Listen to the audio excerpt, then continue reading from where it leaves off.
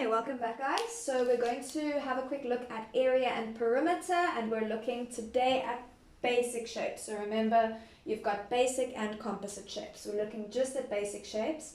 Now in this section there are a lot of formula that you have to learn off by heart. You have to know them.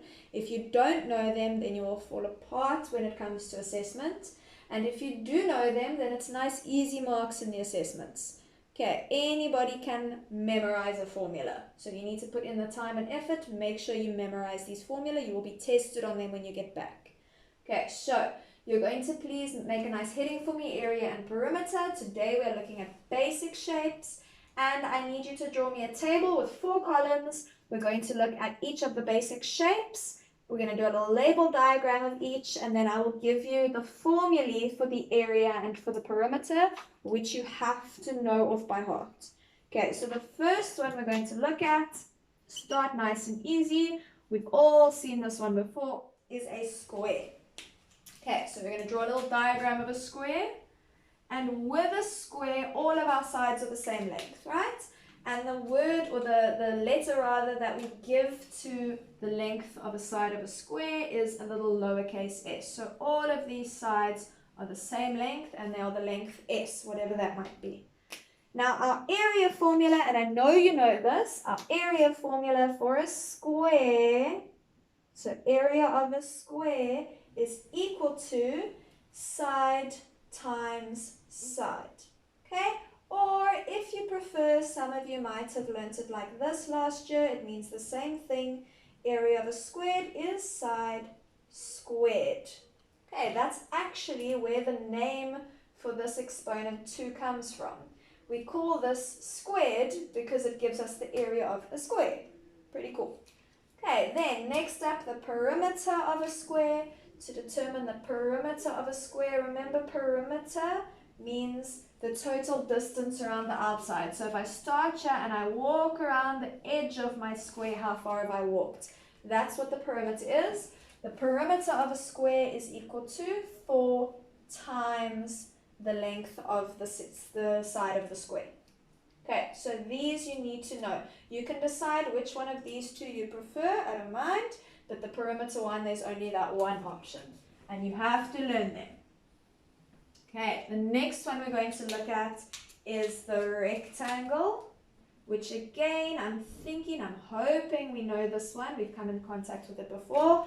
So rectangle, that's kind of like a square, except not all of the sides are equal, hey? Only the opposite sides are equal. So with a rectangle, we call the 2 longest sides the length. Now your teacher might use a capital L. I prefer to use a cursive L. Okay, the reason I use a cursive L is because a normal lowercase l looks a lot like a 1. So we avoid the confusion, and we use either a capital L or a cursive L. And then the shorter sides we call B for breadth. So we've got length and we've got breadth. And when we use our formula for the area of a rectangle, okay, know that you know this, but I'm reminding you anyway, it is length times breadth. That is how you determine the area of a rectangle. And to determine the perimeter of a rectangle, there are actually 2 formulae. Okay, one of them is to say 2 times length plus 2 times breadth. And the other one is to say that the perimeter of a rectangle is equal to 2 times, and then in brackets, length plus breadth. Okay, so here you've got an option. You can decide which formula you prefer. It will give you the same answer. Okay, so we've seen 4 formulae now that we need to learn off by heart. There's another 4 coming. So the third shape we're going to look at is a triangle. Now this one's a little bit trickier. So with a triangle, if it's a right angle triangle, you hope for a right angle triangle. If it is a right angle triangle, okay, then we call these 2 sides that form the 90, we call them the base and the perpendicular height. Now perpendicular is just a fancy way of saying at 90 degrees or at right angles. So I'm talking about the two sides that meet at 90 degrees are our base and our perpendicular height. This other side, remember we learned in Pythagoras, that one we call the hypotenuse. Okay, so these other two sides are your base, B for base, and H for perpendicular height. Now to determine the area of a triangle, okay, your formula is half times base times perpendicular height. Okay, that is our formula. Now it's nice and easy when you have a right angle triangle. But if your right angle triangle is not, if your triangle, sorry, is not a right angle, it gets a little bit trickier. So let's say we had that, not a right angle triangle. Then what you need to do is actually determine the height of your triangle that would make a 90-degree angle with the base. A little bit trickier. Okay, so here our base is still this side, and we would need to determine the length of this line that goes from the base of your triangle to the apex of your triangle and makes a 90-degree angle there. So that would be our height. You can use Pythagoras to help you there. Okay, now for the perimeter of a triangle. Okay, for the perimeter of a triangle, nice and easy, you just add together the three exterior sides. So we would say side, plus side, plus side. Now, if you only know two of the sides, and if it is a right angle triangle, you can make use of Pythagoras here to help you. Don't forget Pythagoras here. Okay, only if it's a right angle triangle though. Okay, and we've got one more shape to do. And that last shape that we're going to do is a circle. I'm not sure how far down this whiteboard you can see. Okay, oh, you can see to the bottom. So the last shape that we're doing is a circle. Okay, circle, slightly tricky just because we're going to use our calculator. You're going to use something really fancy on your calculator for this. Okay, so circle, draw yourself a little diagram.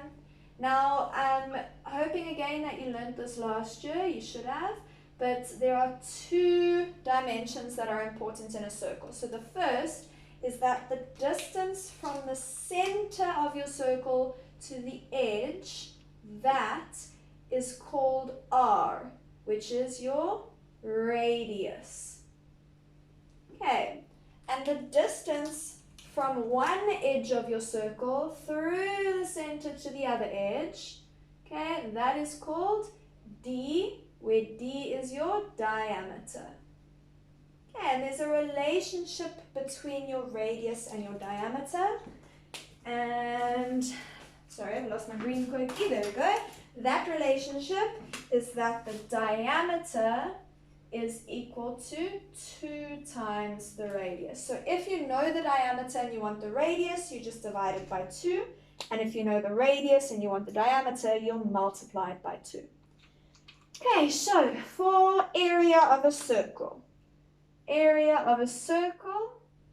that is equal to pi r squared.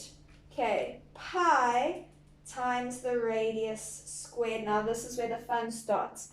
Pi is a constant value, okay, that has to do with the relationship between the circumference, that's the distance around the outside of a circle, and the circle's diameter. That's where pi comes from, and pi has a button on your calculator. Okay, so let's say the radius of my circle was 2, and I wanted to find out the area. So I must say pi times radius squared, which would be pi times 2 squared.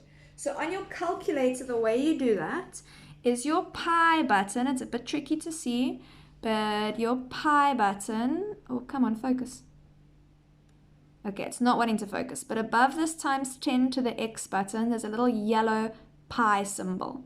To get to the yellow symbol, you have to look at your calculator, find the shift or second function button. So for me, my shift is up here, and I'll type shift, and then I'll push this button here that has the pi above it. So shift pi, and it puts a little pi there. Okay, so it's pi times radius squared. So I said, what if radius was 2? So you go pi times 2, and we square that, and you push equals, and it's going to give your answer in terms of pi. Now, we don't want the answer with pi in it, so the way we get rid of that pi is there's a button here that says S to D. You're going to push that button, and when you push it, it will spit it out as a decimal instead. Okay, so same way we did with Pythagoras, S to D, it'll spit it out as a decimal, so that's 12,57 then. Okay, so that's for the area of a circle. Then for the perimeter of a circle, you might have heard me say it earlier, circumference. We call the perimeter of a circle a circumference. It's a fancy word. Okay, so let's actually just write under here, C is circumference, and it just means the perimeter of a circle. Okay, and to determine the circumference of a circle, you say 2 times pi times radius. Okay, so you have here now 8 formula that you have to learn off by heart. Okay, I'm going to pause you there, and then we're going to do some examples. Please learn these formula without knowing them off by heart. You will not be able to manage in this section. Okay guys, so is this still recording? Yeah, sorry. Okay, so here are our examples. We're going to determine the area and the perimeter of this circle and then this triangle. So always when you're asked for area and perimeter, you first pick one. Okay, you choose which one you want to do first. I'm going to do area first, and you start by writing the formula. So the area of a circle is pi times radius squared, which is, and now we substitute in our values, pi times, now let's look. They've told us that the diameter of the circle is 10. We don't want the diameter, we want the radius. So to find the radius, we say 10 divided by 2. Our radius is 5. So our area is pi times 5 squared. Now when we type that in our calculator, we're going to type shift, okay, shift followed by your pi button, mine's down here. So we've got shift pi times 5 squared. So times 5 to the power of 2. Okay, and we hit equals, and it's going to give us our answer with a pi in it. We don't want that. So to get rid of that pi, we push our S to D button down here, and we get 78,54. Okay, remember, round off to 2 decimals. So we've got 78,54 as our area. Okay, and now let's say this was 10 centimeters. Then the area would be 78,54 centimeters squared. Okay, area is in units squared. So let's write ourselves a little note about that. Area is in units squared. So if this is centimeters, it's centimeters squared. If that were inches, it's inches squared. Okay, then our perimeter. The perimeter of a circle is not called perimeter, it's called circumference, and that's equal to 2 times pi times r. Now 2 times pi times r is, there it is, we worked it out, 5. So if we type this into our calculators, I'm typing in 2 times pi times 5. And I get 10 pi, and I push the S to D button, and it gives me 31,42. Okay, 31,42. And perimeters and circumferences are measured just in the original units. Okay, so your area is in units squared, and your perimeter is in just the regular units. So if it was given to you in meters, this would be just normal meters. Okay, not squared, just the original unit. Okay, so that's our first example, not so bad. Second example is a little bit trickier. I'm actually going to move you forward so you can see exactly what's going on here. So I need to move my bag, which it pops up on. Okay, so second example, We've got a triangle. They tell us one side is 10, one side is 12. We don't know the other side. We need the perimeter and the area. So for the area, let's just start with area. The area of a triangle is half times base times height. Now you need to remember that for a triangle, this base and this height are the two sides that meet at 90 degrees. So here is my 90 degrees. The two sides that form that 90 are this side and that side. So we know one of them, we don't know the other one. But we have a tool in our pocket to help us when we have a right angle triangle of which we know two sides and we want the third. We can use Pythagoras, eh? So you're going to do a little scratchy calculation on the side, okay, where we're going to use Pythagoras to figure out our unknown side. Okay, so that is our hypotenuse here. Remember, you first identify your hypotenuse through your 90 degree. So our hypotenuse is 12. Okay, hang on a second. Okay, so we start by saying hypotenuse squared equals side 1 squared plus side 2 squared. Okay, with our reason, Pythag. Next up, we substitute. So that 12 is our hypotenuse. Our side 1 is 10 squared, and our unknown side is side 2x squared.